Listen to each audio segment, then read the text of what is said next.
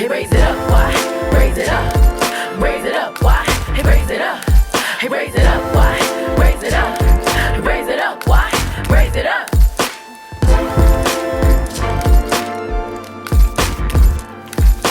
North side, raise it up. South side, raise it up. East side, raise it up. West side, raise it up. Raise it up, raise it up, raise it up, raise it up, raise it up.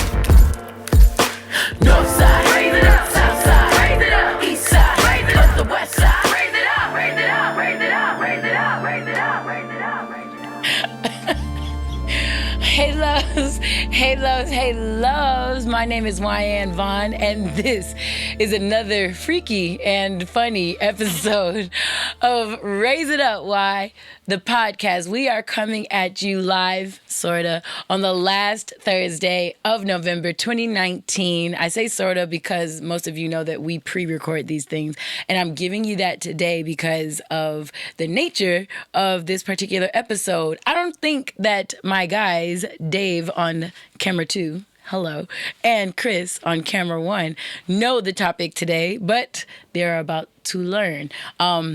I usually only read one portion of this podcast. It is the Wyann's Words of Wisdom because I try to make sure that I give you all salient information. And funnily, I'm going to go ahead and say right here in the front of the podcast, 1, thank you so much to all my Spotify and Apple Podcast listeners. 2, thank you to all of those who watch on YouTube. And a 3rd, very special thank you to all of the people who like, comment, and subscribe on all 3 of those platforms or anywhere else you might consume this podcast. However, because of the nature of this podcast, today, it's not necessarily the usual segmented hashtag hi why or raise them up or do a ditty like we usually do. Instead, today is evidence of a topic that many of my listeners had asked for, all right? And the listeners that I'm talking about are my gentlemen listeners. I had a few talks with some of my friends, and they asked that I do a specialized... No. Take that back. I heard a lot of similar challenges several of my friends were having in their intimate relationships. By the time the 3rd one happened, I said, hey, if I did a whole episode about this for my next podcast, would you be interested in that? I got a resounding and overwhelming yes. So, again, I usually only script the Wyann's Words of Wisdom. I'll tell you something also. From last Words of Wisdom, I felt like I was rambling and going fast, so I don't think that I completely gave you guys the whole point of everything. But I'll revisit that in another episode, not today. This episode, however, for the front, for our intro, I did kind of write it out. No pun. I'm an author of a book called Write Out. Don't worry about it. But I did write it out only because I wanted to make sure that I got a few points out ahead of time. And then we'll get into some grounding, go into the episode, and get some Wyann's Words of Wisdom, give you some dates, get on out.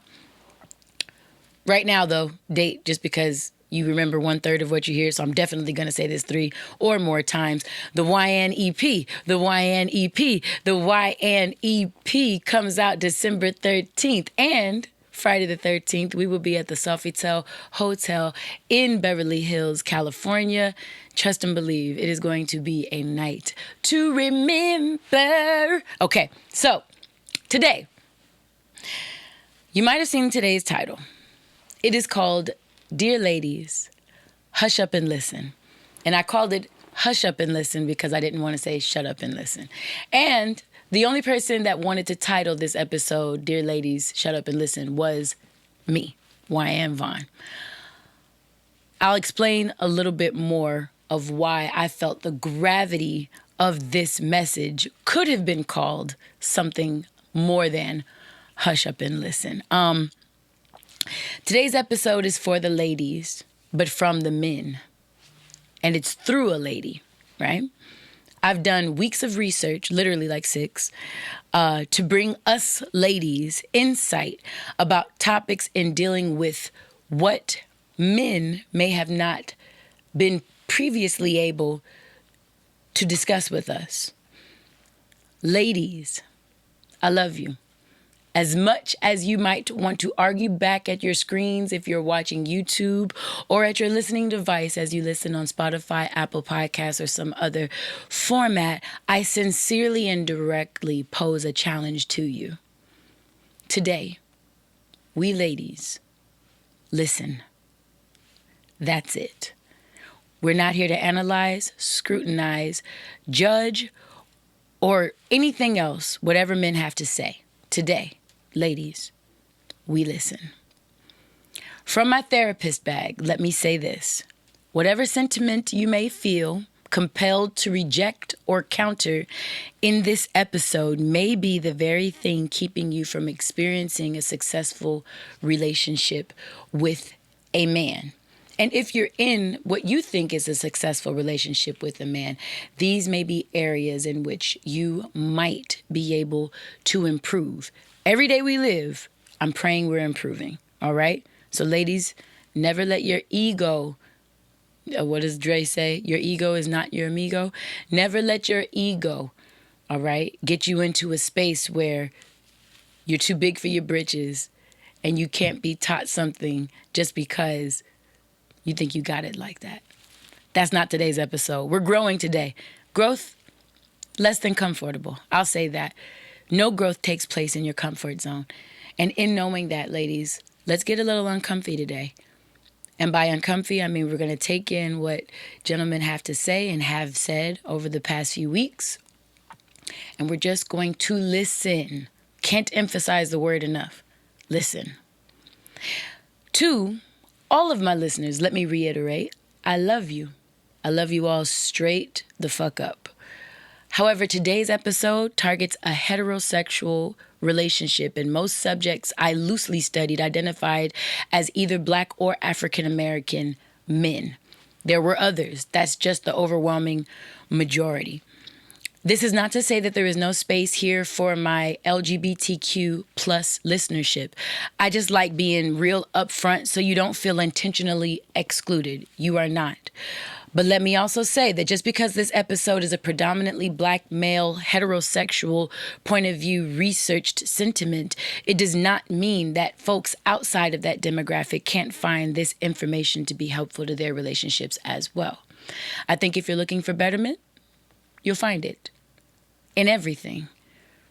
I've learned hella life lessons from football coaches, and I've never played an organized sport in my life. Or I listened to investment tips from Asian and white millionaires who don't represent me at all. These same individuals who look at the current president as a hero.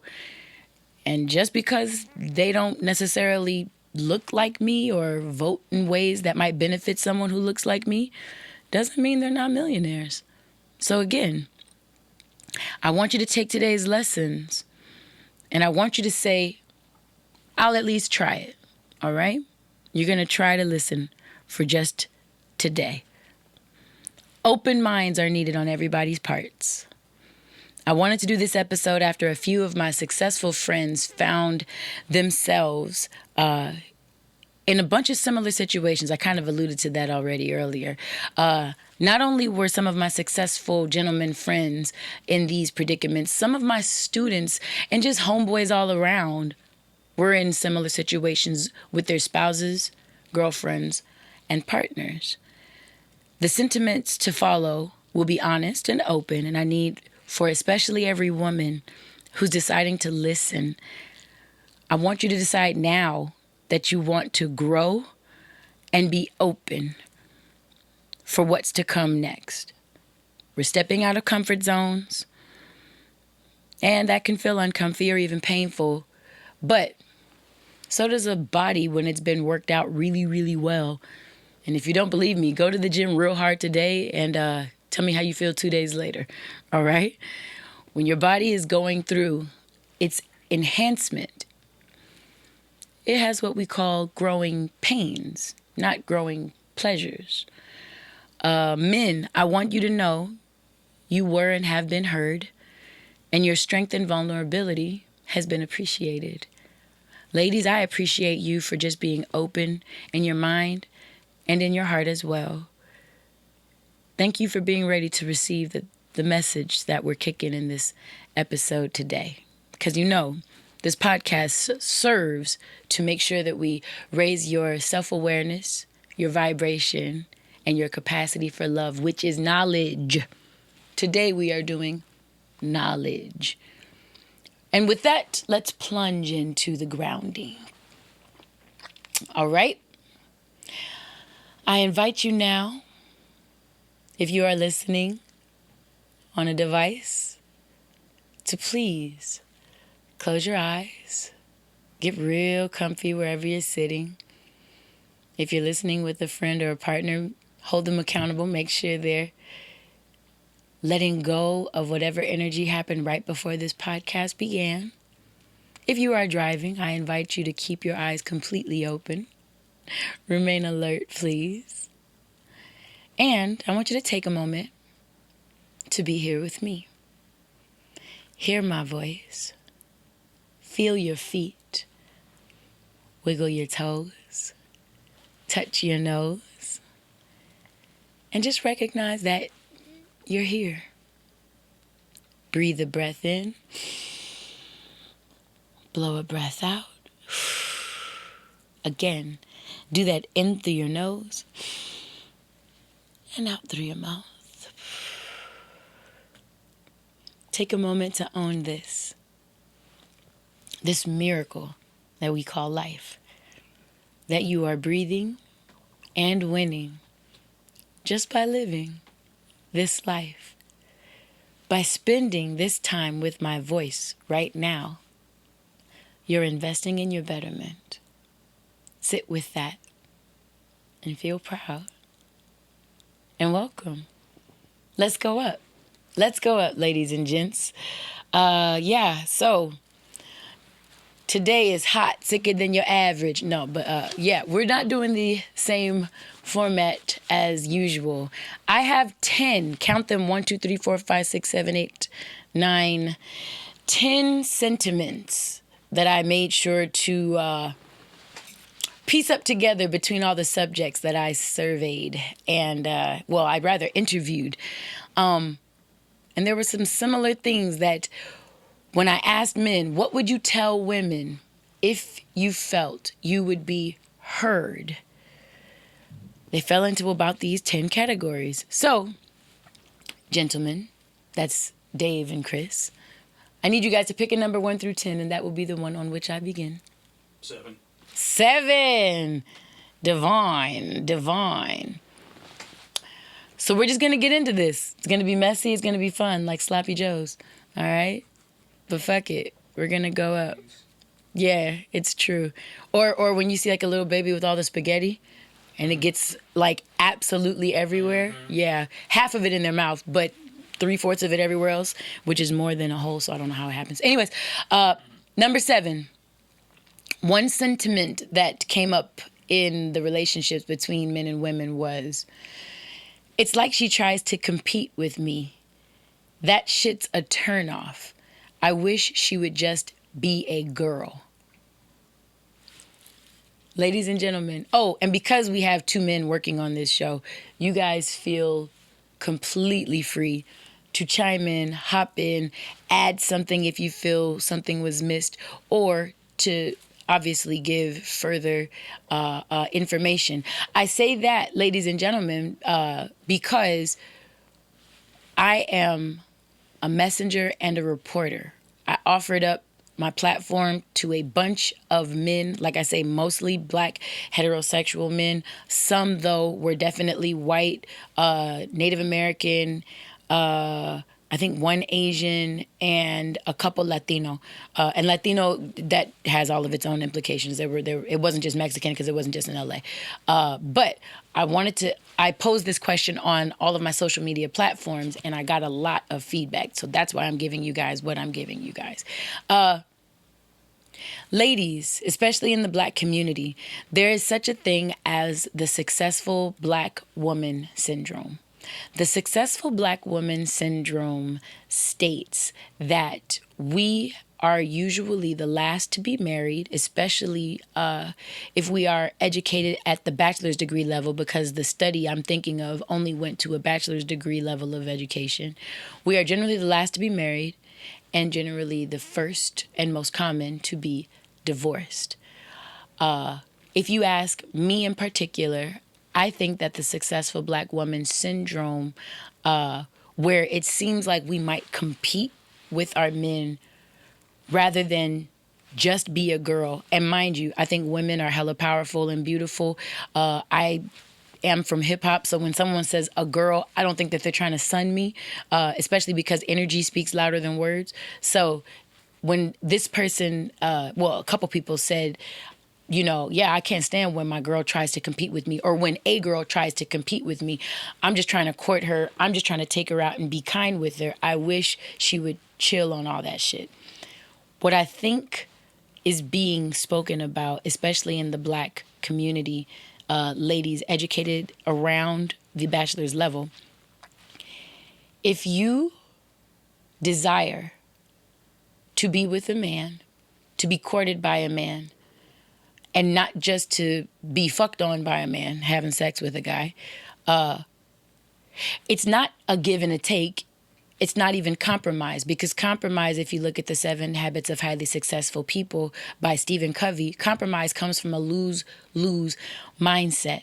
Better than a lose-lose mindset word like compromise, what about synchronicity? Synchronicity is where I have a set of ideas that I've brainstormed and you have a set of ideas that you've brainstormed. And when we come together, we kind of use pieces of what both of us brought to the table, but we build something completely new and even better than any of the ideas that either of us that either of us came with and or brought to the table in the first place. So ladies, when you get a guy who does something sweet like open a door for you, he's not trying to belittle you and think that you're not powerful. He's just trying to be what he was taught to be, a man, a gentleman. Mind you, I'm giving you nuances of things that I've heard. This is just the first of 10. These will all kind of dovetail into one another. You'll get more of this in just a moment. What we can do instead of compete with our guy, we can listen. We can always assume the best. And we can make sure that we are as aligned and focused on our own goals and dreams as we are meant to be, so that the only person we're really competing with is us from yesterday, maybe, or us when we first woke up in the morning. Because I have a philosophy that I try to go to bed a better person than I woke up. And I think I'm pretty dope. So if the only person with whom I'm competing is me, then it keeps me always looking to be the best version of myself. And if that's the wavelength that I'm on, I generally then attract only people who are looking to be the best versions of themselves as well. All right? This also goes into gender roles, ladies. What people have been taught is manly versus what ladies also have been taught is feminine. Opening a door, I'm saying this to more new age young ladies because a sentiment that was brought up by a lot of men was people think chivalry is dead. And I can say, after having opened a door for a woman and her saying, I'm not weak, I can do that on my own, it turns out to be like, wait, hold on, so what do I do? Ladies, just because someone opens a door for you doesn't mean you're weak. If someone calls you a girl, especially if you're a feminist, mind you, I am not a feminist. I believe in sisterhood, and I believe in women being good to themselves and everybody else. But a feminist is a different type of an idea. To me, that's something we could talk about later and on a different day. Even if, especially if you're a feminist or something like that, if someone calls you a girl, no one's trying to hurt your feelings. Sometimes it's just slang. It's just, what did it say? Nomenclature, if I'm not mistaken. I think that's the word. If not, it sounds fucking smart as shit. So I'm going to keep that in there right there. Guys, do not edit that out. You guys never edit anything out, by the way. It just sounded cool. Makes you guys sound like you guys do like all this like crazy shit to the episode. And I'm proud of both of you. So yes, gender roles, ladies. Gender is a social construct. Everybody is taught what it is to be a man, what it is to be a woman. And if you throw ethnicity on there, political affiliations, what it is to be an American black woman, let's say, versus a Nigerian-born black woman, let's just say, in America, you know what I'm saying? All of that will give you different implications for what you as a woman is supposed to look like. Obviously, it's the same thing that happens to men. So maybe assuming the best out of men and looking to only compete with yourself. If you're going to compete with anyone, maybe just settle into yourself. Competing with yourself maybe sounds like you're trying too hard.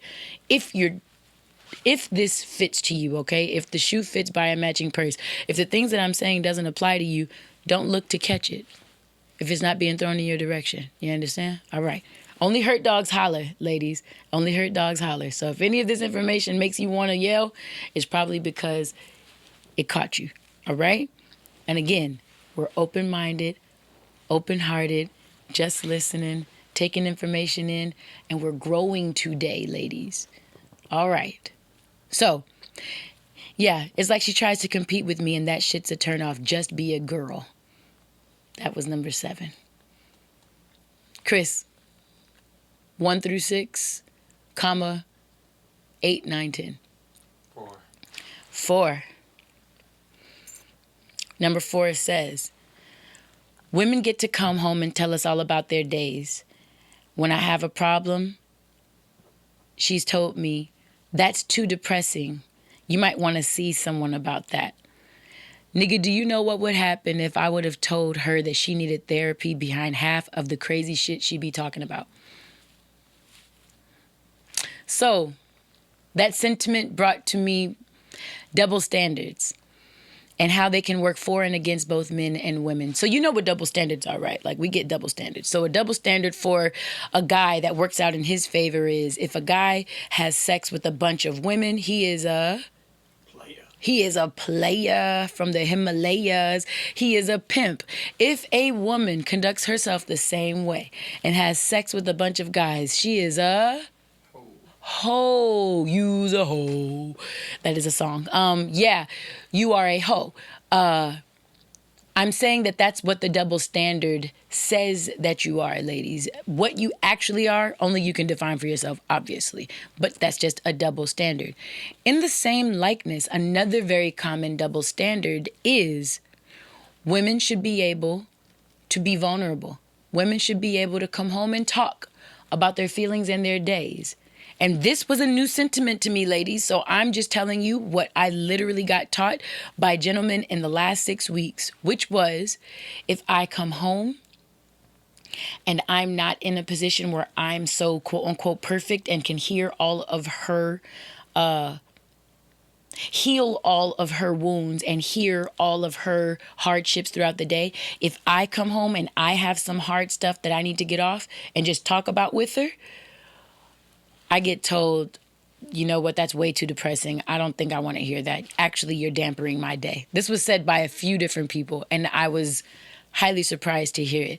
Ladies, what you're teaching your man is, or what you're teaching a man is, when he has a less than perfect, a less than manly vibe for the day, when he doesn't feel like he's absolutely 100%, then he's not the caliber of your liking.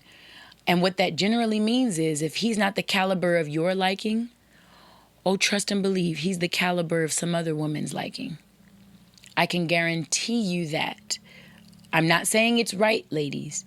What I am saying is that was another topic that me and the guys talked about, which was what are some of the reasons why men find themselves with other women, even when they're in committed relationships. This was one of the resounding ones, all right? They don't feel like they're heard at home. I think the remedy to this one, ladies, is open, honest communication and listening, recognizing that the both of you can maybe lean on one another, glean on one another when that's needed. If it is a hard topic, let's say, if you're a clinical depression is a thing, and that would be if you've been feeling depressed with a bunch of other symptoms, not just feeling depressed, is feeling depressed with several other characteristics and symptoms that go along with it for longer than 2 weeks, 14 days. There is a clinical depression that can be diagnosed. Like I say, I am a therapist. I'm not y'all's therapist. I am a trained therapist. I'm not a practicing therapist. So that is always what I would call a referral. And I know a bunch of MSWs, Master of Social Work individuals who have become licensed and clinical social workers, and they are your therapists. I could always make a referral if you all felt you needed. Make sure you hit at RAISEITUPWY at Raise It Up Y. If this applies to you, there is no judgment here. There is no negativity here, male or female, anything else that you want to call yourself. If you feel like you need to talk to someone and it might be too heavy for the relationship, you guys can go see someone as a couple. You can make that referral. But ladies, just because he's having a hard day, to say, yeah, that's bringing down my vibe, I don't think I want to hear that. I am guaranteeing you, you are bird walking, dog walking, and however else walking your man into the legs of another woman, the confines of another woman, the comfort of another woman, or just some other situation that might not be it might not be an adaptive one for you. It might not be advantageous, because it could also be that someone drowns themselves and goes to the bar and overeats, over drinks, or, you know, other things within addiction. But I can tell you, it's not a good look. Open, honest communication, and both of you being willing to seek professional help if needed. That's my suggestion for number 4. Dave, 1 through 3, 5, 6, 9, or 10. 8, 9, or 10. 10. It's like women want servants out of men, not partners. This is related to number 1. I almost feel like I should go to number 1. But number 1 says, why would anyone need a wife in 2019? We'll go to that one in just a second. But I wanted to give you that so you understood what I meant by it. But the sentiment was, yeah, women want us to buy this for them. If you listen to the sentiments in hip hop, you know, it's like, what was the Hot Girl Summer? And it was like, yeah, eat my pussy, or eat my booty like it's groceries, or, you know, sponsor my trips, pay for my surgeries, hot girl, hot city girl, and this and that. I'm want to be on a scamming ass, rich ass. Oh yeah, well, no, was it real ass shit? What no. Real ass bitch, we give a fuck about a nigga. Big Birkin bag, hold 5, 6 figures, stripes on the side. Sorry, I actually just like that part in the beginning because it's good for booty bouncing. And then I turn it directly off because I go right back to Common or Rhapsody or something. I'm fucking lying. Right after that, I go to Everybody Pop Yo Pussy Like This. Hey, take a minute. No. Anyways, nigga, I like to dance to everything. First off, y'all look at Wyann every morning. You know I like to dance to everything. It was the girl from Empanada the other day, so that's why I'm like, wait, Empanada? The girl from Ipanema. Girl from Ipanema. Anyways, so I was new to this sentiment, ladies. But the gentlemen were saying that it seems like more than a partner out of a man in 2019, it seems like women want servants out of men that will buy their surgeries, buy their food, pay their rent, buy their groceries, and eat their booties, eat their pussies, and just wait for their next directive, and then that's it. And I didn't recognize that until I don't really listen to a lot of the younger rappers of today and the lady rappers of today that talk a lot about this. I had to literally research their lyrics to see what the guys were talking about. And yes, this is a common sentiment. And guess what? we can't say this is even new because back in the day it was more masculine driven and it was still just, suck my dick and this, that, blah, blah, blah.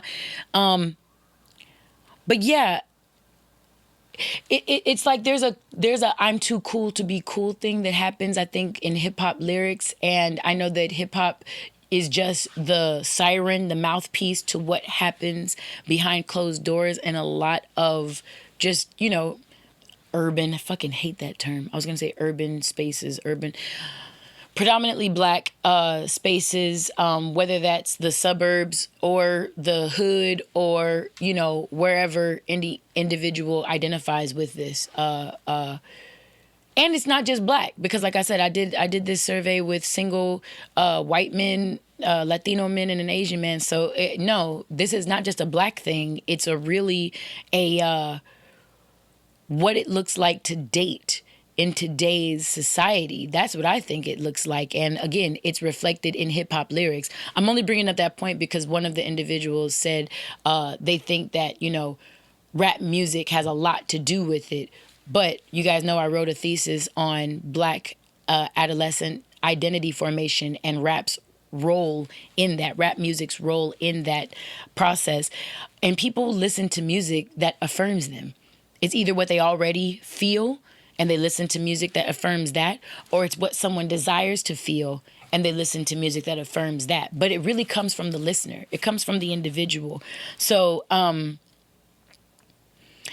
if women seem like they only want servants out of men, the retort has been, well, I'll just get my money up.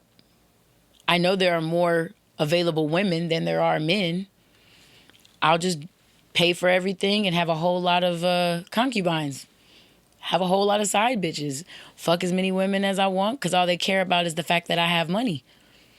So now it's simple. And no real attachments happen. And the problem with this is you're not young forever. That some people say that rap music is a young man's sport. You're not young forever, ladies and gentlemen. There's going to be a day when somebody in your family passes away, your mom, your dad, your grandmother. And when you go through something harsh like that, let's say in your late 30s, in your early 40s, in your 50s, I don't give a damn how much money you have or how many hoes you got. Those sorts of transactional and not real attachments, that's not real love. That's not real friendship. That's not real companionship. And I'm going to tell you, it's going to lead to a really, really lonely life. And I'm talking to men and women when I say this. I know this episode is for the ladies, but for gentlemen as well. I don't know which came first, the chicken or the egg, whether it's women wanting more servants than partners out of men. So you guys use them and then they in turn use you. And then y'all do the same thing, the same dance. And it's, all I know is it takes two to tango. That is a loop and a dance that takes two willing participants. Somebody got a woman or a man up. I don't give a fuck who. As a lady or as a gentleman, somebody has to either raise their standard, look for a new style of a woman, because I can assure you of all those, I think it was like, goodness, I think there's like in the black community 1 to 6 men to available women. And if you look at the population at large, that number expands to 1 man for every like 12 to 16 women. I can't remember what year this stat comes from, and it's not completely thorough. So please look that statistic up. But I can guarantee you it's not far off from that. And in it not being far off from that, ladies, I would just say raise the standard of what you're looking for. You can listen to City Girls. You can listen to Thee Stallion and have a Meg Thee Stallion and have a hot girl summer and talk about a dude just doing this for you and that for you. You can listen to that. But I can tell you, you will be one of several women on any available man. And if that's your goal, then baby, keep doing you. Big Birkin bag, hoe, 5-6 figures. You understand? Keep going. Do that. But just like there are a lot of Saweetie, Meg Thee Stallion, Cardi, and whoever else. Mind you, Cardi is a wife and a mother. there's a lot of these types of women. There's also Rhapsodies. There's also Il Camilles. So there is a particular image of woman, and especially women of color, that gets promoted big time. But don't shit on the Jean Greys. Don't shit on Yo-Yo. Don't shit on a lot of these other images of strong black femininity that can show you don't gotta lower your standards, to be seen and fit in with some guys. Because I'm telling you, these are sentiments from men. They're saying we would want wife status out of some of these women, but they want us to be servants. They don't want a husband. They want a servant. And that's not going to work for a man's pride or ego, first off. And it's just not going to work at all for the sanctity of a good relationship. Because 10 related to 1, I'm just going to go ahead and go up to 1, which was, what's the point of having a wife in 2019? And that conversation was sparked. And the topics like, why buy the cow when the milk is free? A gentleman said, you can have a whole family with a woman, and she's not going to force you to marry her. You can have sex with her. You can have a baby with her. You can create a family with her. You guys can go out places, and y'all can play house. Y'all can move in. You can buy the engagement ring. And because the optics are right, she can put the hand up and there's a ring right there, Because the optics are right, who needs an actual wife in 2019? It's the baby mama era. It's a side chick era, And I can say, let's talk about those side chicks for just a second. In this side chick era, one of the main and many reasons that men are able to cheat ladies and step out and have infidelitous relationships, one of the main reasons is because there is always a woman willing to do that with them. So as much as we want to say men are dogs and men don't this and men ain't that and men, you realize that they're not cheating on you by jacking off on a wall in a strip club somewhere. No, they're not. They're not doing this shit alone, ladies. They're doing this with other women who are willing participants. I had a friend of mine say, if I would have known that all I needed to do was put on a wedding ring and I would get more pussy thrown at me than I ever have in my life, I would have done this shit a long time ago if it was the mindset that I was on, sort of a thing. So, ladies, just know, some ladies see a wedding ring on a man and they say, oh, he knows how to commit. Even if it's in a side chick mentality, he knows how to commit. Some women see a grown man who's been married for a long time and they say, he's wise and he knows how to commit. And they throw themselves at this guy. And these are accounts and stories that I'm gaining from a bunch of gentlemen, but I'm being vague on purpose because no 6ix9ine over here, homie. Ain't no snitches. But I am going to tell you, stay on your J.O., ladies. Stay on your J.O. and have an idea of what you want for yourself. Define that you want something for yourself, If you give him everything without a ring and without the nuptials to make it official, then the question really does become, what is the point of having a wife in 2019? So, again, I'm giving you things that were themes. I took a lot of what I heard from men and I compiled them into these 10 things. But we do not have 10 anymore. We have 2. We have 5. We have 8 and 9. What are we going for next? 4. No, we have 4. We already did 4. 2. Oh, I'm sorry. We have 2, 3, 5, 8, 9. 4. We have 2, we have 3, we have 5, we have 8, we have 9. 8. There we go. I was I thought you said that's what you had left. My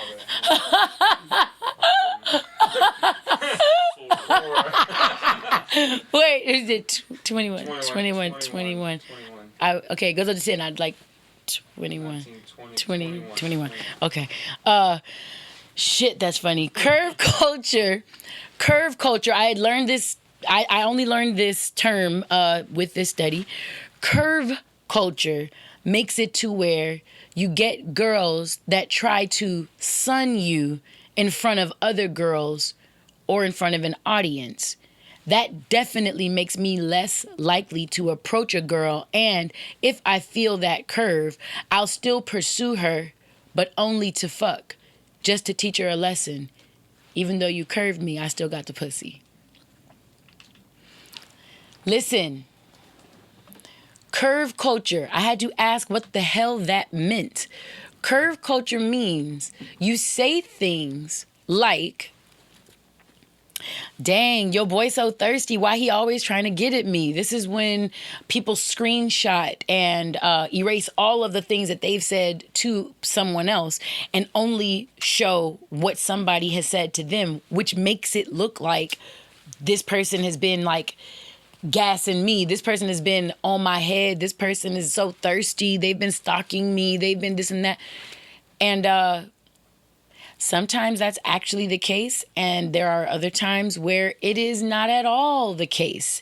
And apparently the whole idea of curving someone is so that you can look cool and somebody else feels like, I don't know, like they're less than because they like your attention and aren't getting it. I don't know. You have to understand. I'm just reporting. Again, I am a lady in this conversation. So ladies, what I'm doing is reporting to you what men don't feel that they would be able to tell you because of all the yin, yang, yang, yang, yippity, yap, yap, yap, and less than listening. So it is so difficult. What I heard from a lot of the men, it was very difficult for them to navigate how to date in an age where date and fear have a real high correlation. There's like a lot of fear, a fear of rejection, a fear of embarrassment, a fear of, I don't know, like someone getting, not agreeing upon having a child, but you know, if there's a slip up and a hole in the condom, someone gets pregnant, and then next thing you know, okay, now there's a baby on the way, even though we did not at all discuss that we would ever want to be parents with one another. There's just a lot of dating with fear right now. And the way I worded it, I don't think these are real words, but I'm going to put them on here because I'm a poet, so I get a license to fuck around with words. Transactionality versus connectivity in relationships. Transactionality versus connectivity. What I kept hearing from men is that dating in 2019 seems like a transaction. It's almost like number 10, where it's more of a, you do this for me, you buy this for me, you pay for my trips, you pay for, and then sexually, you do all these things to me. It's not like we're having sex to make love, God forbid. It's not like we are you see what I'm saying? It's not like we're making love or having sex to connect with one another, to show one another that we mutually engage in this pleasurable thing, like the only act in the world that can create a life. Like we are taking that and using it like it's fucking toy soldiers and Barbie. It becomes frivolous. It becomes nothing because I'm exploiting it for its pleasure. I'm pimping the most sacred act on earth, the only reason any of us exist.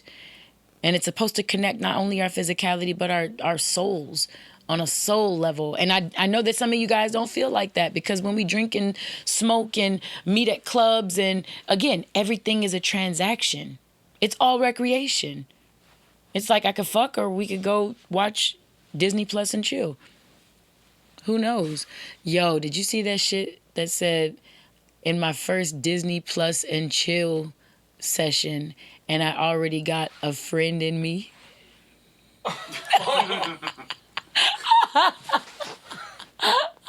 For some of you that don't get that, from Toy Story, there was a song called You Got a Friend in Me. Yeah. That was funny. And the nigga's name was Woody. Bruh, chill out. Everybody just take it a step down. Like, please smooth it out. But yeah, curve culture, man. Loving through your pride is ineffective at best. Loving through your pride is probably actually impossible. To pimp all of the beauty, the juice, the color, the love out of life, and just do acts that, you know, I don't know, like, God bless y'all if this is what you guys do. But this curve culture where it's like, dang, you always sweating me. Oh my God. Ladies, that's why some men just don't approach you. And then I've heard ladies on the other side, damn, all these niggas is pussy. They don't never even come up to me and say nothing nice to me, blah, blah, blah, blah. And then sometimes they say something nice to you, what they think is nice, like, wow, man, you look very nice in that dress. Damn, okay, way to exploit me, way to only see me as an object, me too, hashtag. Anyways, ladies, sometimes these men don't feel like they can win with y'all ass. They don't know what the fuck to do. I promise you, that was it. There was a feeling of either hopelessness or desperation as I spoke with these men. I'll say even exasperation. Like, they were just like, look, I just, fuck it. I don't even care anymore. I don't care. I'm going to just make money. Because a lot of the people I spoke with, they just make money really well.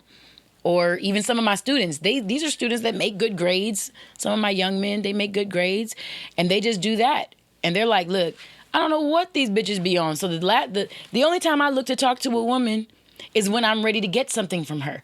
Because when I just try to be nice, I get everything under the sun. Either I get, damn, you don't really listen well, or you're not really being this, or man, you're really depressing, or, you know, damn, you don't really have that kind of money like that. Wow, you're not going to be able to pay for me. Oh my God. It becomes I'm not a lesbian, and I don't think I ever could be. Women are tough. I'm not good at lesbian shit. Chris is a lesbian, though. Sorry. Okay, I'm back. My bad. Bad joke. So we have 2, 3... No, 4. 2. You gonna want to 2. You want 2? Women line up for the same 5 men. Of course, I love them and leave them. So this was said in a different way. Let me read that the way it was said. Man, women be lining up for the same 5 niggas, the same 5 types of niggas. So, of course, when I get them, I just love them and leave them. That's how it was said to me. And what I mean by that, ladies, is you can go on Instagram right now and look at what I've heard some call an Instagram honey. These are ladies that make a lot of their money off Instagram. They look very aesthetically appeasing. Half of them have not worked out for the bodies that they possess. They have gone to some form of surgery for it. I'm not downing them or clowning them at all because, you know, I think God knows I'm not going to go and get that, because if I had a flat stomach, I would be real ass bitch, give a fuck. But no, I wouldn't. But I'm saying this to say, if you look at what an Instagram honey looks like, ladies, it's like one chick. I remember when the Kim Kardashian style of doing your makeup came out, and it revolutionized how we contoured and highlighted our faces and how cute we looked, how we did our eyebrows, how full we made them, and all this different stuff.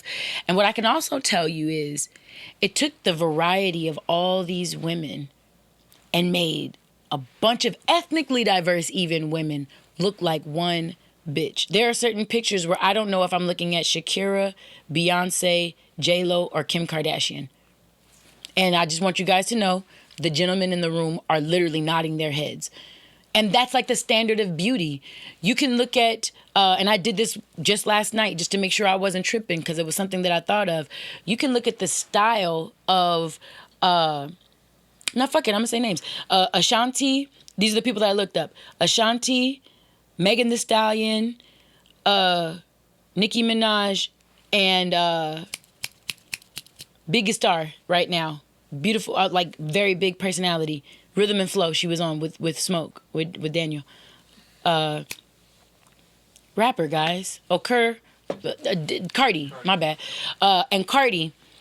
And you look at the On the Run tour Beyonce look and the style of where it almost looks like there's a bodysuit, there's leggings, and there's some shoes, high heel style of shoes that are comfortable to dance in for 2 hours, however long she be doing her shows.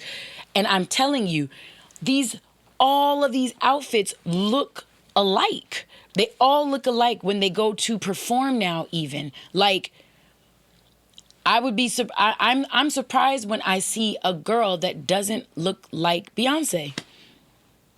or Kim K or J-Lo, I'll even say. That's an Armenian woman, a Latina, and a black woman. They are not the same people. Their natural hair all looks different. Their eyes, their everything, cheeks, they look different. But if you go look up their pictures today, go Google search it. It's fucking simple.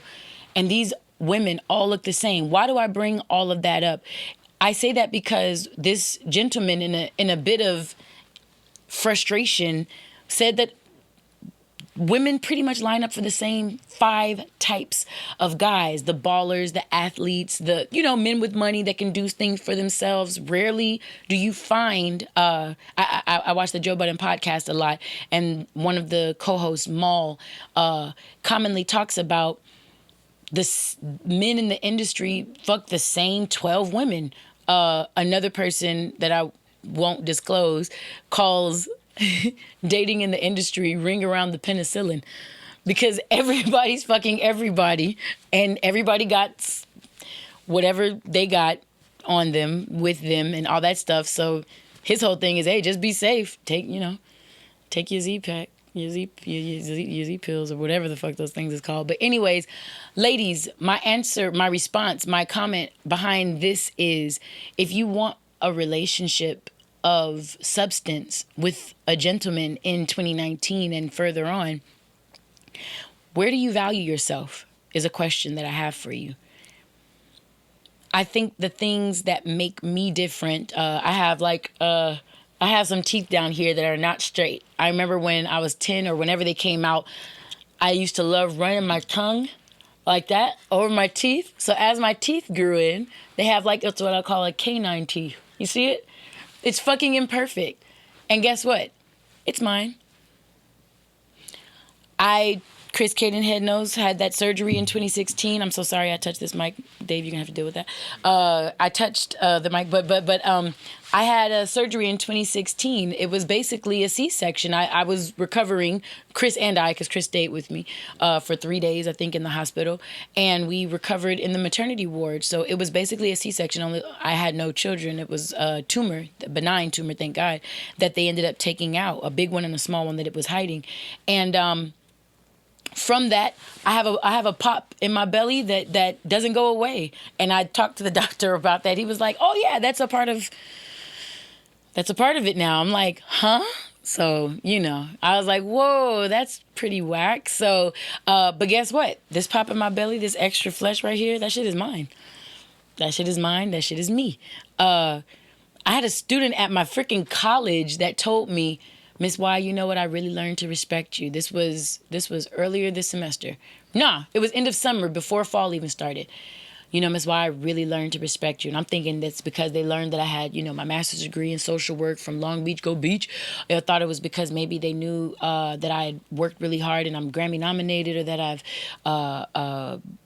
created a podcast with these 2 gentlemen that are amazing and that we do it consistently and it's high quality and all this different stuff. And I says, "Baby girl, thank you." It was a girl.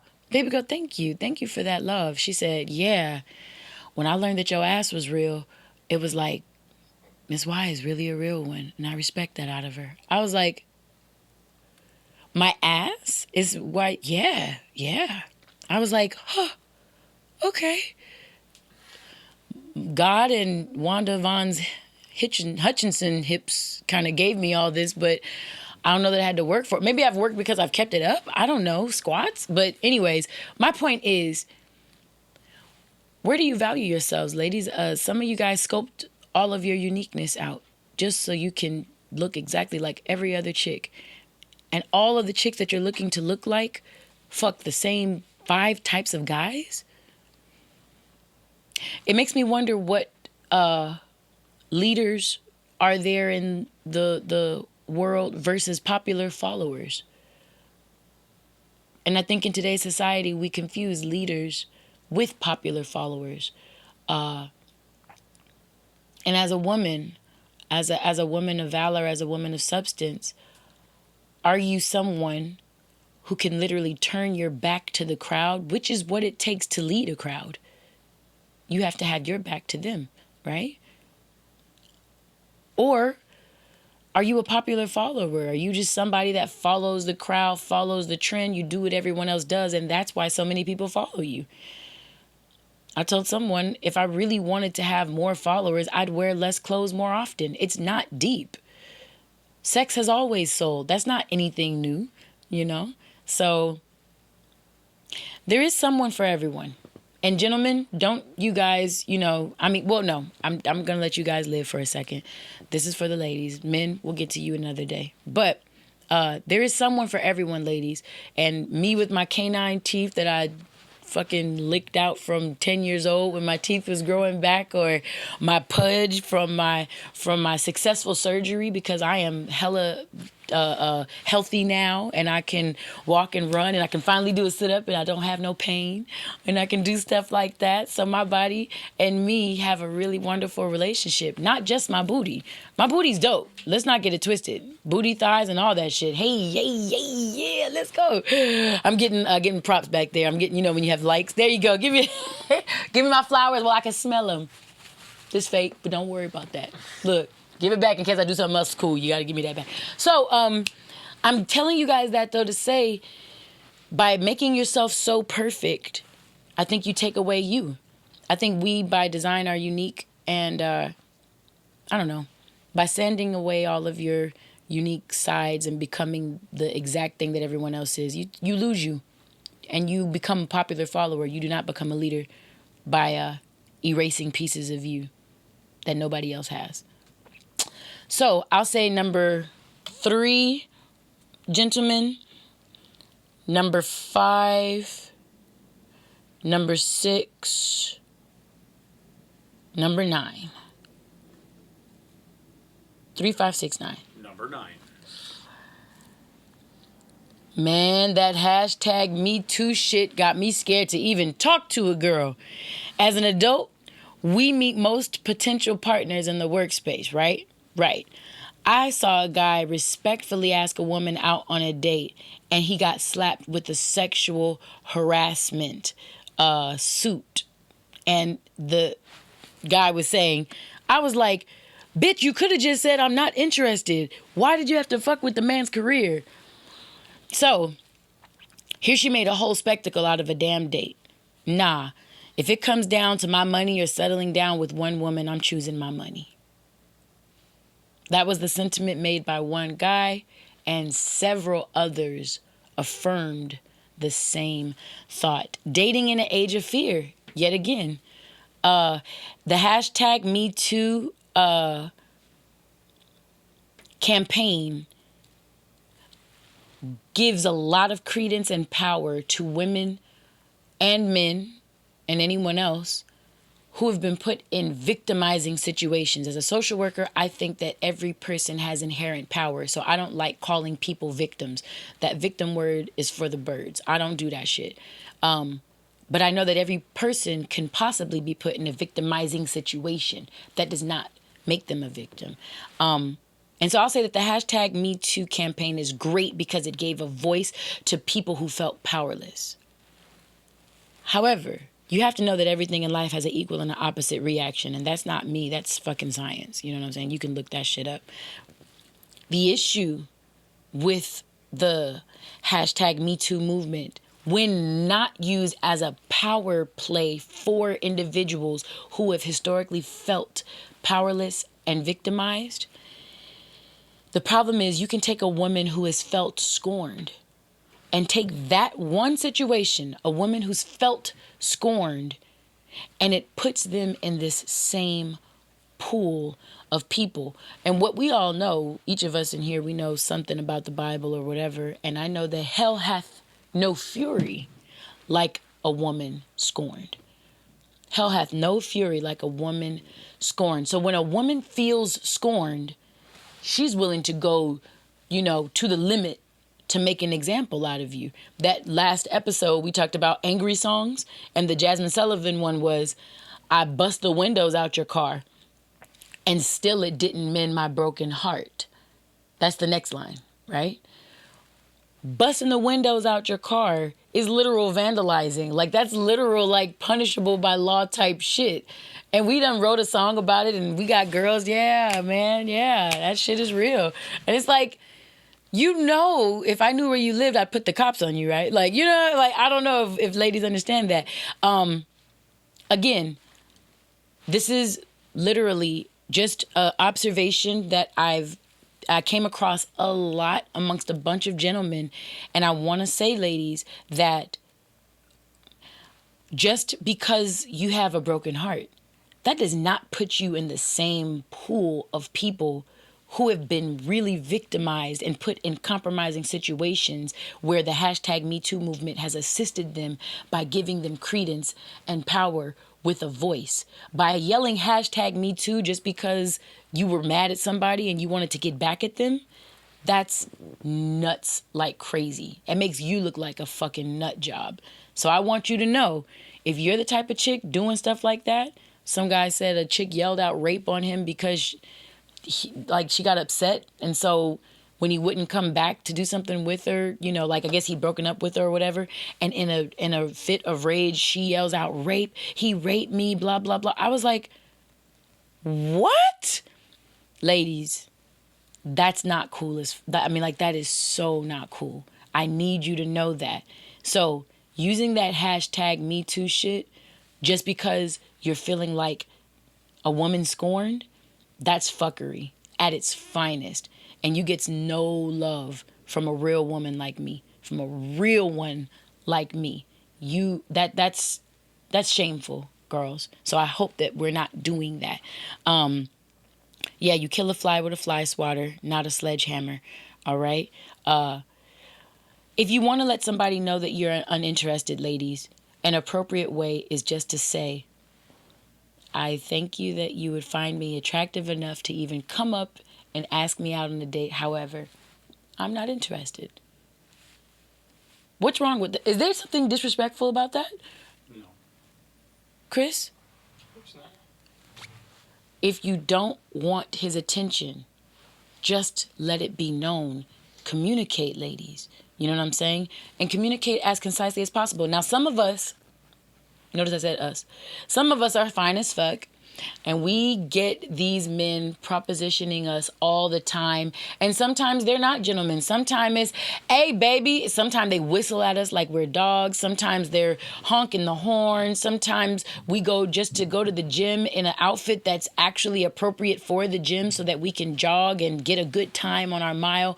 And some men think that that's giving them credence to videotape. That's happened to me twice in a gym, and on one occasion a gentleman even brushed up against my butt while I was on a treadmill, completely far enough away from any passerby, so he literally reached out his hand to touch on me. But this is also why I have homeboys in the gym that pack that motherfucker out. So good luck to you, gentlemen, wherever you are. Anyways, my point being, I'm not saying that all men are perfect and no man ever really does bullshit that actually victimizes. I'm not saying that, ladies, but what I am saying is, even when we're tired because we've said, no, we're not interested, no, we're not interested, no, we're not interested, and guys have been rude and we haven't wanted their advances and it's annoying and blah, blah, blah. Guess what? If that happened 100 times, the 101st time, you still don't come up out of your character, and you can still communicate to a guy, no, I'm not interested. And you can still be respectful. If you were a celebrity, you'd have to do the same shit. So a pretty girl, I don't know, you kind of like a hood celebrity, if you will, you know? A lot of people know who the pretty girls in their neighborhoods are and their towns are. So it's an honor. And if it wasn't an honor and nobody was talking about you, you'd be mad because you was invisible. Trust me, we ain't gonna win them all, ladies. But what I am asking is that we do our best. That is what I'm asking.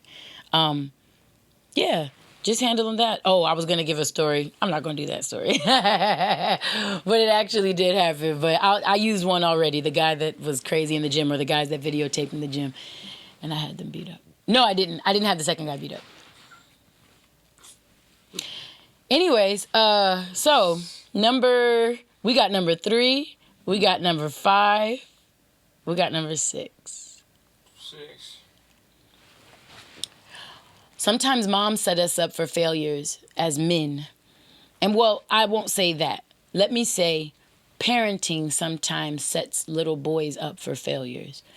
When a girl falls, parents say, "Oh, poor baby, it's going to be all right," etc., etc. When a little boy falls, it's, "Man up, champ." We don't cry over stuff like that. So, when we feel pain, we're taught to just figure shit out.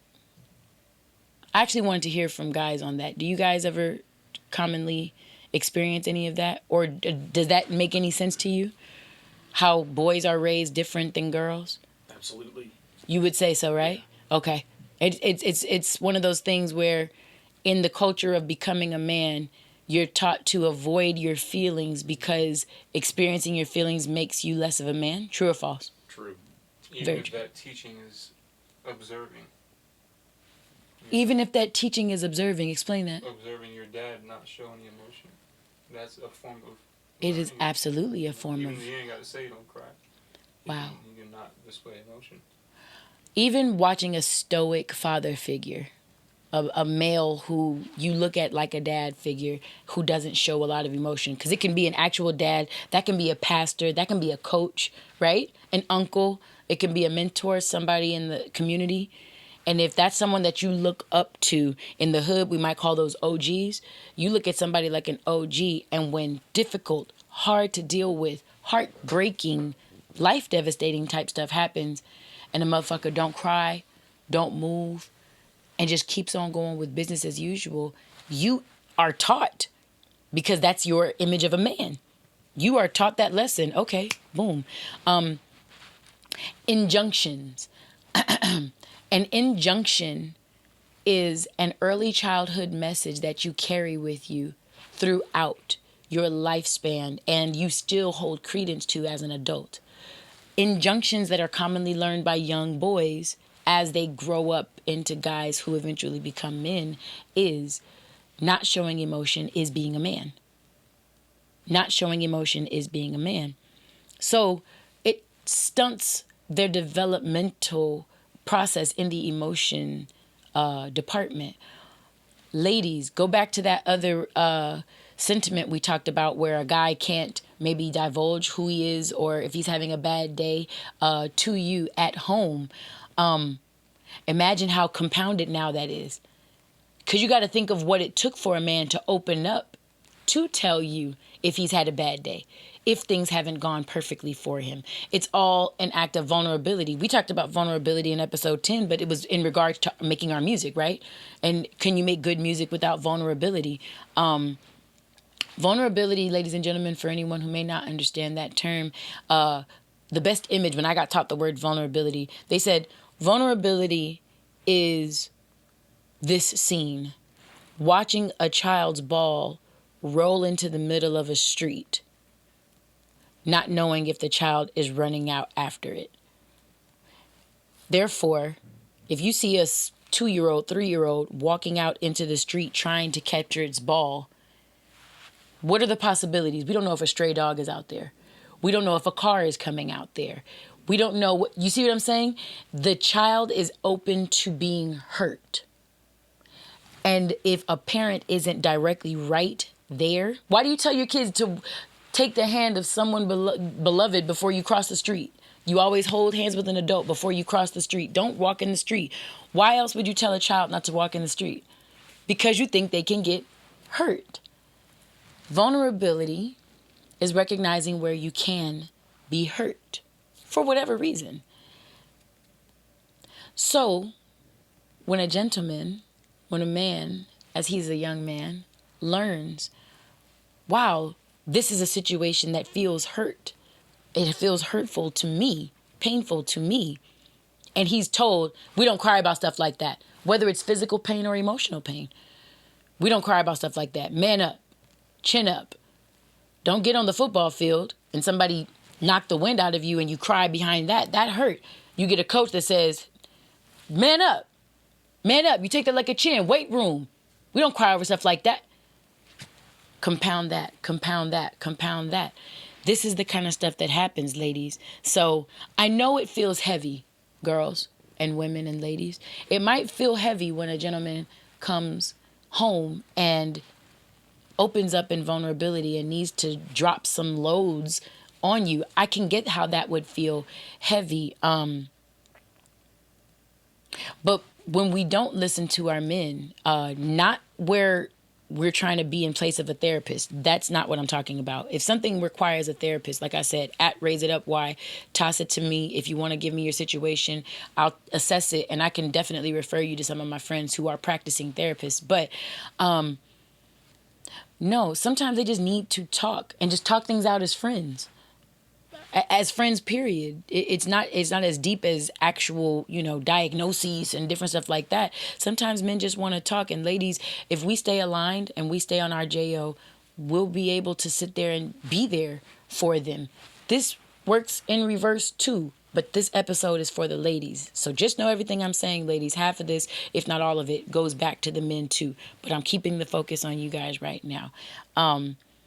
Yeah, but without being able to talk with us or express themselves with their vulnerabilities, sometimes men turn to hip hop and, they'll rap about things that they don't just get to talk about. They'll try to fuck it out. They'll aggressively go work it out. You see it with football players all the time that have issues with domestic violence at home. They're taught to use their athleticism as a means to, be cathartic and get out frustrations of things that they've felt but that they haven't been able to process through. You know what I'm saying? Fighters, people who go to the gym all the time and make their bodies burn because they don't want to feel the burn themselves, So it gets deep, ladies. Just know that some of the stuff we're dealing with gentlemen, it didn't start at us. We're not that fucking special. Slow down. These are things that they've been dealing with for a long time, and we are just catching a glimpse of it. Being open-minded, open-hearted, and understanding, which is exactly what it takes to get through this podcast. That's exactly what we need to exercise for our men and with our men. And I say our men because we're owning them today. We're not opposing them. We're not competing them. We're not judging or scrutinizing them. We're looking at them like our fucking counterparts, which males are our counterparts. Again, none of us got here by means of something other than sex. Some sperm found some egg and made a zygote somewhere. You understand? I don't know if they was fucking on purpose or fucking with love or fucking with whatever, but somebody had sex with somebody and now we all here. You understand? So I'm saying that to say, let's just look at each other like human beings for right now. All right? They're our counterparts and they are ours, our men. All right? So what we got? We got number 4. I'm messing with you. So we got number 3, number 5. What y'all want? 5. It's like she don't have a life no more now. And this is what was said after someone was in a relationship with their lady or married to their lady. It's like every time my phone lights up, I know it's her, and that shit drives me away. Ladies, when you get yourself a nice man, don't run him away. I say don't run him away because with this came up a lot, ladies, where your development as a woman doesn't stop just because you've obtained a successful relationship, ladies. I need you to know that same sense of being who you are that made you light up in a room so that man discovered you, I would hope that you keep that going. Don't lose your friends. Don't let your friends become his friends become your friends, and then all of a sudden your whole life is this oatmeal of oneness. It's okay for you to have your own ambitions and your own life still. Calling him every 10 seconds. If he's not with you, he leaves the house. 5 minutes from then, let's stay on the phone until you make it to your job. He's in the job. He's off at 4. You call it 4:07. Hey, let's stay on the phone till your commute until you get home. No, let that man breathe. Have a life. Go to the gym, ladies. Go do something. Go do something for yourself. But let that man breathe. Do not stunt your self-development just because you've gotten in a relationship. Because if you do, ladies, that is a huge sign of an insecurity. Insecurity for what reason? That we'd have to talk about. But insecurity nonetheless. Relationship boundaries are something that should be discussed between you and your man.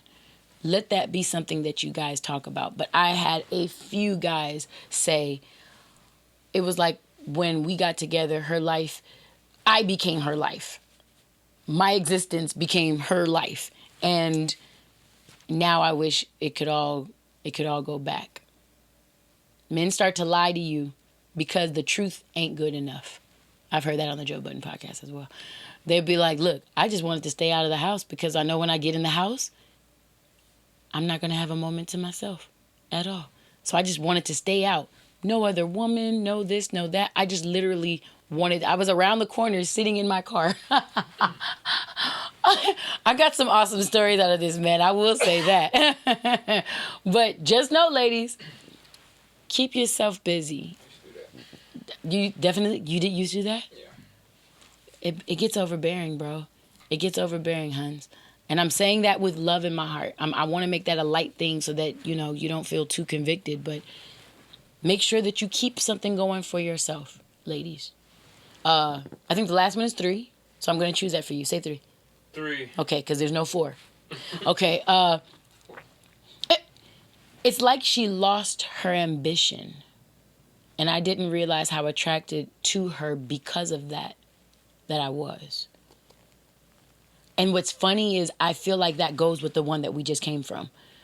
Not having enough to do for yourself, not having enough things for yourself going on. Ladies, they always say how you get a man is how you keep a man. And some of y'all be thinking that that's, the sex, the cooking, mind you, sex and cooking is pretty much a really good recipe for a man, by the way. Like, you're not going to lose too much. Guys are more simple than you give them credit for being. Somebody, sex, food, and graduating from the one university that ladies don't always graduate from, but we would love if they graduated from. I'm paraphrasing. I'm making this up on behalf of men. It's a new university. It's STFU. Yeah, it's called Shut the Fuck Up. Shut up, ladies. And that's why I was willing almost to name this episode, Dear Ladies, Shut Up and Listen. But I don't want to call it Shut Up and Listen because I'm not trying to offend, but I am trying to say that something that kept coming up in men's stories is there's so much talking on the woman's part. And as much as she always says, you never listen to me, it's like, it's crazy that you can even say that because it's almost like you never stop talking. So I don't know when to listen and when not to listen. I have to shut you off at some point because you never stop talking, ladies. And mind you, this is a motherfucker who does a podcast seemingly longer than every episode once a month. So I'm one to talk, right? But I say that to say, even if I'm that person, I'm at least self-aware enough to say, damn, I've been talking for a while. Hey, let me let you go. Let me let you go in case it's too much. I think I've done that even in some of our phone meetings about the podcast or anything. I'm talking to Chris, and we'll get into a good conversation. Like, we'll talk about the podcast, but then we'll get into alignment, and we'll get into this and that, and we'll start talking about hella shit. And I'll be like, babe, my bad. I need to let you go because I know I've been on there. I've been talking. He's like, no. Like, I'll tell you. Like, let me know. But I'm letting you know, even Chris, that comes from knowing. I know. I listen to men. I have heard all of the non-graduates from STFU. So, ladies, as much as we talk, it would be so cool if one day we could kind of create a challenge for ourselves with these gentlemen who, like I said, they're more simple than we give them credit for. Love them, like give them hugs, show them encouragement, support them. Fuck them, always, generally. Feed them. And if you're bad at that, because sometimes I know I'm not the best, always running around cooking because I'm very busy, sort of a thing, I will, in a heartbeat, take out. I will take you out and eat, and we will eat that way or whatever, because my shit is always on a schedule. But outside of that, gift your man alone time. Gift him that. Let him come home, have his shit together. Let's say his remote, Let's say his stogie if he does that. Let's say fucking bath if that is something that he likes. Let's say his favorite meal, and just set the table for one and let him have that. Now, if he says, wait, where are you going? I wanted you. Oh, then you have all your stuff right there or whatever. But I'm telling you, it would be such an amazing surprise. And I'm saying that because I've seen nodding heads in this room. Just gift your man his alone time. You want to do something crazy dope for next Father's Day, next Christmas, next birthday for your man? Create some random space in your house for a man cave and let him have that. Throw some random shit in there that you think he'd like, or throw nothing at all. Just you not be in there, or at least you talking not in there. If you're going to be in there with like tape over your mouth and like oiled up hands and possibly maybe massage him. Just something different. I'm not saying that you're becoming his servant or you're becoming his slave. That's subservient. That's this and that. No, if you're thinking that, you're already missing the point and you're losing. So I already know why you're having issues that you're having. I'm telling you, gift your man with that sense of silence. And do not lose your ambition, ladies. You don't realize how sexy it is when you have a dream. You don't realize how sexy it is when you have a life, when you make your money, and not money because you're competing with your man, but money because you recognize that the family unit is a fucking team and you want to just hold yourself down. Let's say your man is a millionaire and a billionaire, and I know millionaires and billionaires. Garden. Start a humanitarianism type of endeavor. Give back your time somewhere. But don't lose you. Don't lose your ambition just because you have a successful relationship and a great man. It's not just about the money, girls. It's not just about, I know my man is faithful and he ain't going nowhere. That's great. That's nice. How do you gift him, though? How do you show him appreciation for the fact that he's faithful and still in love after, 14 years or, however long it might be, girls? And I'm not calling any of you girls to son you. I'm calling you girls because I'm just being friendly and we're just talking like whatever. And it's shitty that in this climate you have to say shit like that because people will take, girl, I'm not a girl. Okay, old bitch. How about that? You want to be an old bitch? Is that what you want? No, you don't. Just chill. Like, I swear, this life, it's so, in this life, we all literally don't make it out alive. None of us make it out of this shit alive. Enjoy what you got. Enjoy that you woke up, that you're breathing, that you can hear with 2 ears, that you don't have an ear infection right now, or you don't need Sudafed to even allow yourself to open up to hear this more successfully. Or, I hate when I get a sinus infection because then I remember that, oh my God, I need my nose to taste food. You know what I'm saying? And then you're just thankful every day after that. Like, thank you that I can taste good food. Like, thank you that I can just taste. You know what I mean? Like, this life is going to work out really well for all of us when we just realize and remember to be fucking happy with who and what we are for no other reason than the fact that we're here. And ladies and gentlemen, that is the conclusion of the men's sentiments, all 10 we have gotten to.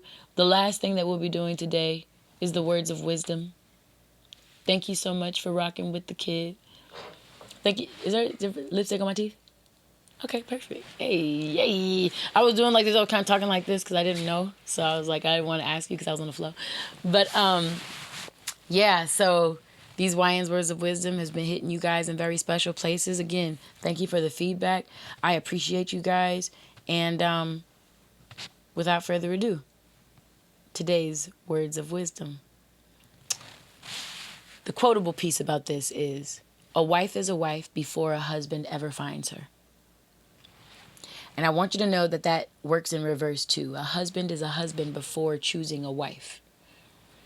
Terrace Martin loves this analogy that I conjured up in 2013. We were in a YG session for My Crazy Life, to be exact. I told him, T, you know what I've learned I got to do? I got to keep the pace. And I went on to explain. Much before I knew about Nipsey Hussle and his marathon analogy for life, I looked at relationships like a well-paced jog. As a runner in this marathon of love, I have to condition and stretch well, get good night's sleep, and maneuver in ways that will forever enhance my jog called life. So far too often, in relationships, I'd found that I had a propensity to become distracted when a guy jogging his race for life would find me and jog alongside me in either of two maladaptive ways. So the first way I learned never to jog with a man goes like this. I'm jogging, right? You got to picture it. My titties is perky. They bouncing. Ass, just yeah.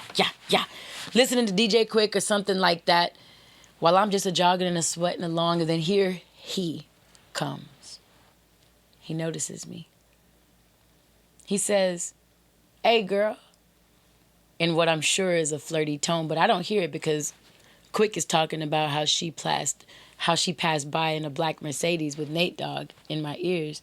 So the first distraction becomes, I remove my music to hear what he's talking about.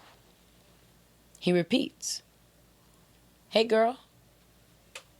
And I nod back as I smile and assess him, not wanting to speak in return because, again, I've conditioned myself for this race called life, which means while on this road, I need my breath so that I can pace myself alongside my feet. "Oh, you can't talk to nobody?" becomes his sentiment. And I, feeling guilty, manage to engage in my second distraction by uttering a breathy, "Hey there yourself," because I notice he's cute enough to respond to. "Well, slow down, girl, dang. Can't you let a real one get to know you?" I now have to choose between successfully completing the race for today and possibly finding love. I slow my jog to a trot, and then I stop. Strike three. Here I'm out. What if this relationship turns out to be a dud? Or what if he's the one? Well, that takes time to figure out here and now, so I become several months behind in my conditioning and in my jogging, all because I chose to seek love with a distracting man. Ladies, the mistake in this version of the story is called being unevenly yoked. The man for you, if you're a woman on your J.O. like I be, needs to be keeping your pace. This man wouldn't distract you with words while you're clearly listening to your own music in life. This man wouldn't ask for energy that you need for yourself, like talking back when you need to pace your breath for your race. And this man, for you, surely wouldn't ask that you stop pursuing your goals in life. He wouldn't ask that you stop running your race. Wrong guy number 2 plays himself out in this way. All right, so we back on the marathon. We recovered from wrong guy number 1. We allowed ourselves to become distracted by, and yes, ladies, we own our shit around here. We allowed ourselves to become distracted by a possibility for love. And we understand now that we've forgiven ourselves for mistaken judgment. We've reconditioned ourselves, and we back on the trail. So here now, we're listening to Anderson .Paak and Dr. Dre because we back on our bullshit. We got some miles, bro. I'm looking good, bitch. We're jogging faster. We on our grind. We going. And then we notice a hella cutie. Oh, he's jogging beside us, ladies. Fine as all outdoors, in shape, ain't trying to talk with us or distract us in any way. We clearly notice one another and just jog this race called life alongside one another until suddenly he's hurt.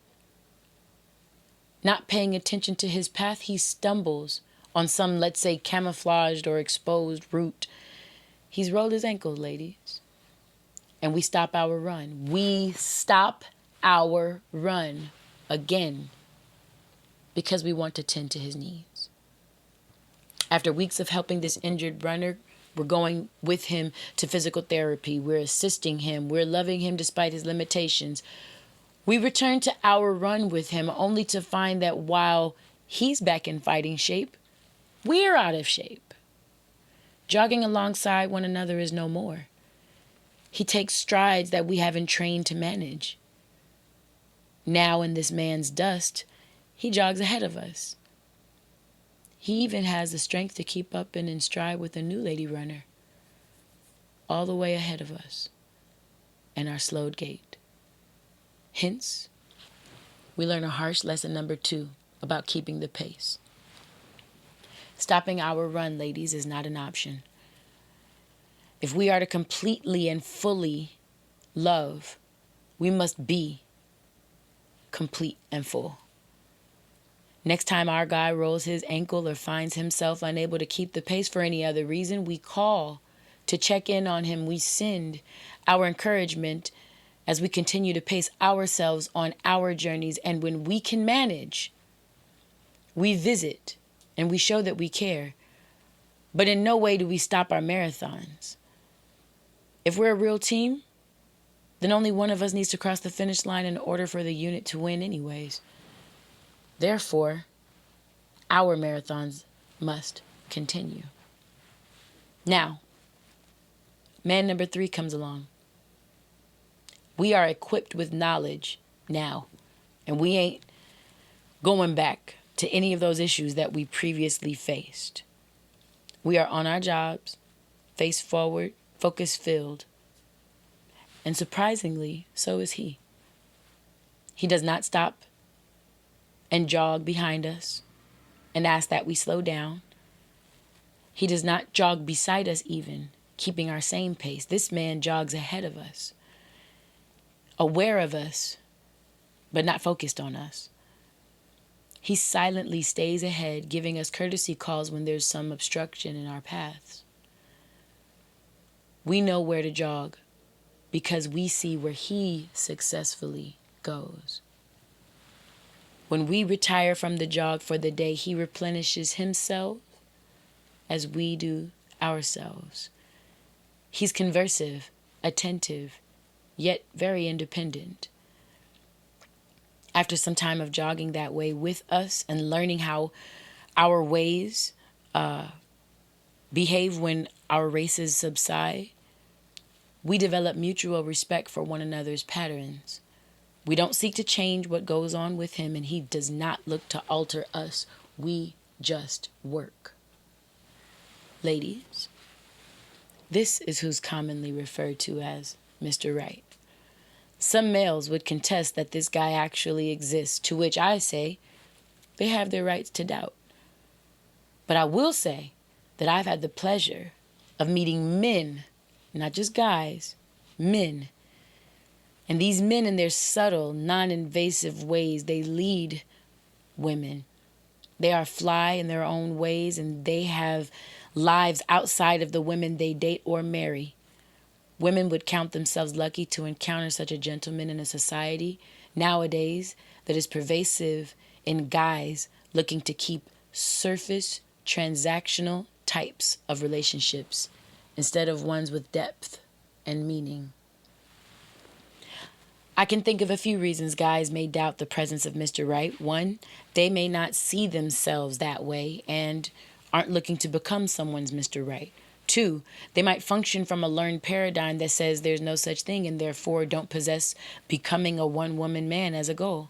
And 3, guys may see the large disparity of available men to women in society as a hella viable, hella benefiting players sort of mentality situation, and they won't find a need for settling down until they look like the old uncle in the club.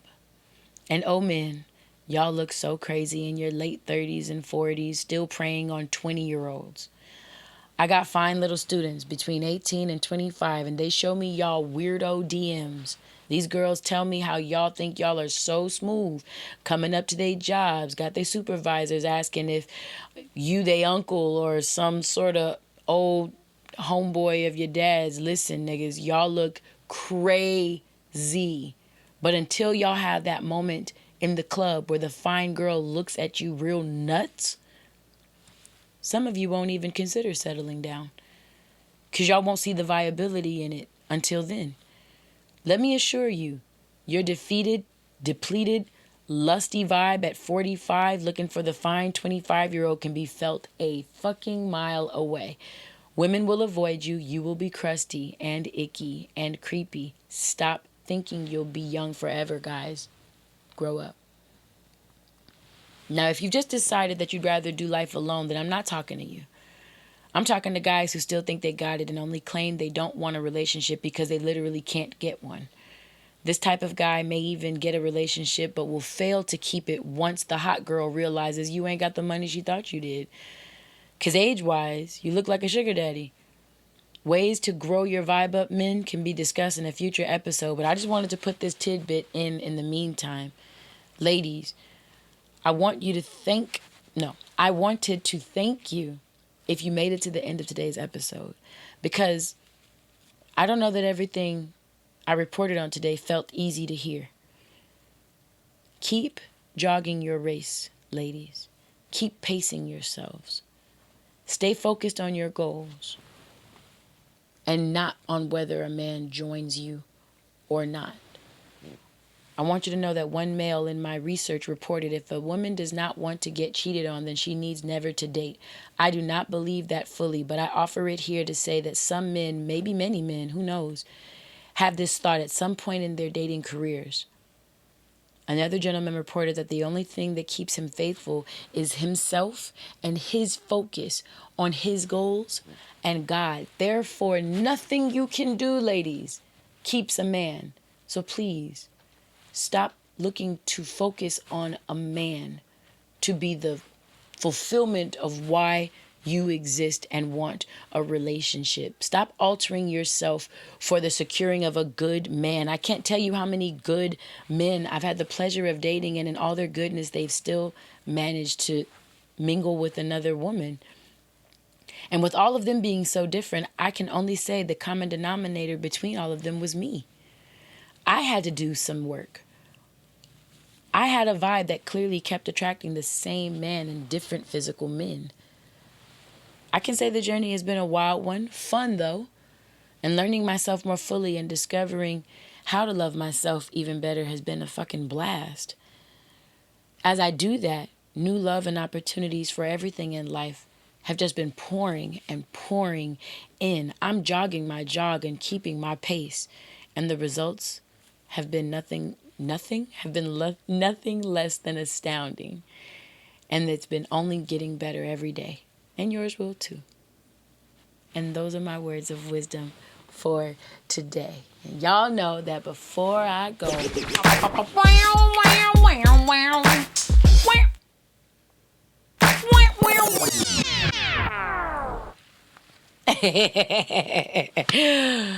you guys gotta know that I gotta pay my dues, damn it. And at I Love the Doux, ILOVETHE DOUX. I love the Doux. Today I used on my straight hair the light, and just give me the light. That's not what it's from. It's probably from the There Are Times.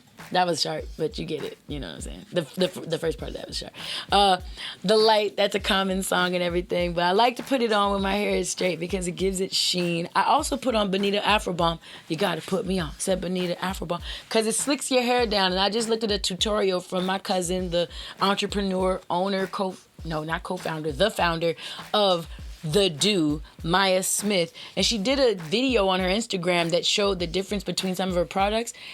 I'd been using like 17 of them wrong. And I think there's 17 in them. Okay, anyway, I used like all of them wrong. Don't worry about that part. But the thing is, when you want to slick your straight, dry hair back, or your curly, dry, but just dry hair back, use Bonita Afro Balm. If you want it when it's juicy. Anyways, juicy. If you want the juicy look, that's when you use the cream. Cash rules everything around me. Cream, get the money. I learned that. Y'all can follow her and learn more stuff about your hair as well. That's number one. Number two, y'all see these pretty earrings? These pretty feathered earrings. Hold up. Y'all got me? Chris and Dave? Y'all got that? Hey. Do y'all see this ring? This big old black pretty cute ring right here? One of my students from Crenshaw adult school made these for me back in 2011, and I was getting ready today and I remembered them and I thought about her. Her name is Lakeisha Garland, if I don't get it right today. Lakeisha Garland, and you can find her at you can find her at Love Me More Designs. Love Me More Designs, all one word, on Instagram. I think that's also on Facebook too. Love Me More Jewelry Designs on Facebook. But yeah, so you guys can get some like custom made jewelry. I also always wear something of hers. I wear a belly chain and it's sterling silver, and she made that for me also back in 2011. So just so you know, I know cool people. They're mostly my students, but that's not the point. Anyways, I feel really nice and full thanks to Chris Cadenhead. Babe, thanks. You're amazing. Awesome all the time. You want to tell these people about what we ate, though? Coley's biatch. Bang, bang, bang, bang, bang. Why you bullshit? Bang, bang, bang. Bullshit. Yes, I wanted to put them on. This was like my last ad today, and on some random stuff. One, they've been serving Jamaican food in LA since I was born, 1982. Get it right.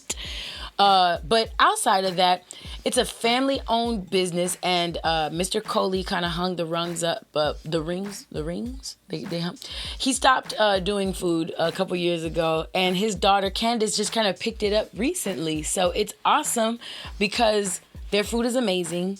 And if you've been in LA, you know about Coley's, the Jamaican spot that used to be over there in Inglewood, moved up here to North Hollywood. And now, right here in North Hollywood, they are doing some awesome catering. So you literally hit them, they come drop the food off to you in North Hollywood. I am so thankful that this studio is out here because this was so good, and I really want to finish my food after this taping, so let me hurry up and get done. Yes, so Coley's, and that is at _original_Coley's, COLEYS, at _original_Coley, COLEYS, on Instagram and Facebook. Please hit them up. Guys, boom booty dum dum dum dum dum. Bing boom bum boom bing boom. This is, if you didn't know what Chris Cadenhead looks like, 'cause he's always behind the camera. This motherfucker. That's him right here. Look at his big old head. And this dude didn't know I was gonna promote him, but he put out this EP last year, and the first song is an original that he allowed me to co-write with him called 3 a.m. The whole EP is freaking dope, and just like the title suggests, put this on after hours, bro.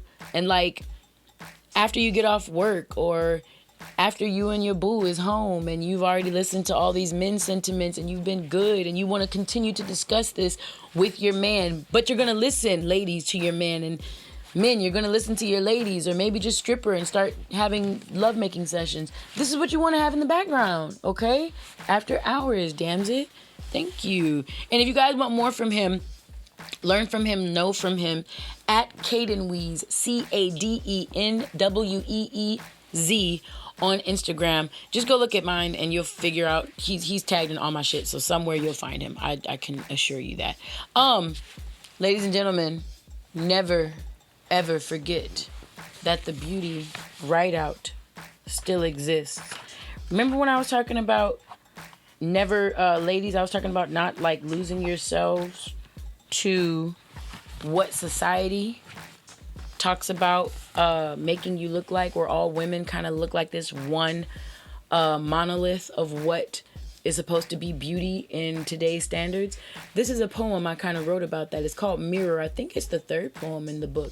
But just wanted you guys to know that I write about stuff like this in Write Out, because all of these write outs are therapeutic poems I put all together to show you all what it looks like when you just get the craziness that's in you out of you, even if it's good stuff, because sometimes great moments in our lives are short-lived, and we just let them be moments when really you write out about them and they become monuments. You know what I'm saying? They become timeless. So that's why you write out for good, for bad, for in between. You just get to learn you, more about you.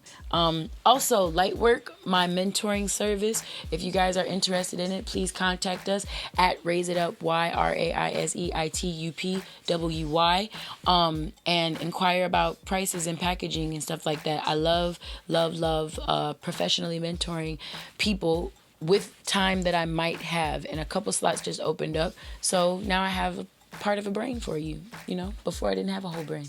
Now I have a part of a brain for you, you know what I mean? So, couple dates. I'm not supposed to tell you about the first one. But December 6th, I'm going to be doing a pre-listening party at my college with my students. I'm not going to give you the rest of the information. I just wanted to say it because my students who listen will feel like, oh, damn, like we hella exclusive, Miss White, thank you, damn. At Ujima PCC, you know we the bomb. At Black Academia PCC, you know what it is, holla.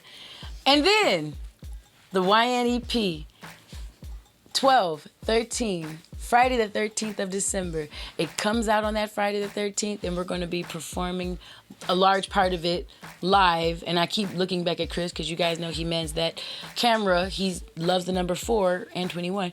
And he also is my creative partner and has a lot to do with this whole EP of mine. He actually is the co-executive producer along with me, and I think that you guys also know that Dave 4 is the mastermind. Literally, you get it? Mastermind. He masters. He's the master guy, so he's the mastermind. I am Dave 4, DAVEFORE on Instagram and Facebook. I feel like, fuck it, just go to our pages and you'll find these gentlemen. Like, they're really not hard to find. Do I have a substitute teacher? No, right? You know what a substitute teacher is? When have you ever seen somebody talk for a long time and they get that white weird shit right there? Me and Wendy call that substitute teacher. Like, wait, do I have substitute teacher? And so we have to always kind of check that shit. Sometimes it's a motherfucker is thirsty. You know what I'm saying? Like, you see that shit, you be like, get him some milk. No, not milk. No, give him water. But anyways, guys, you know I love you. You know I rock with you. You know I thank you. Ladies, you're fucking champs if you're right here with me and the team right now. Thank you for listening, guys. Be looking out for anywhere you think you can find Raise It Up Y. We're gonna be slapping stickers all over fucking Southern Cali and Los Angeles district, county, and making sure y'all know that we out here. So if you see us, take a picture of us and at Raise It Up Y on Instagram so we know that you found us. All right? Much love. Appreciate you always. Stay real, y'all.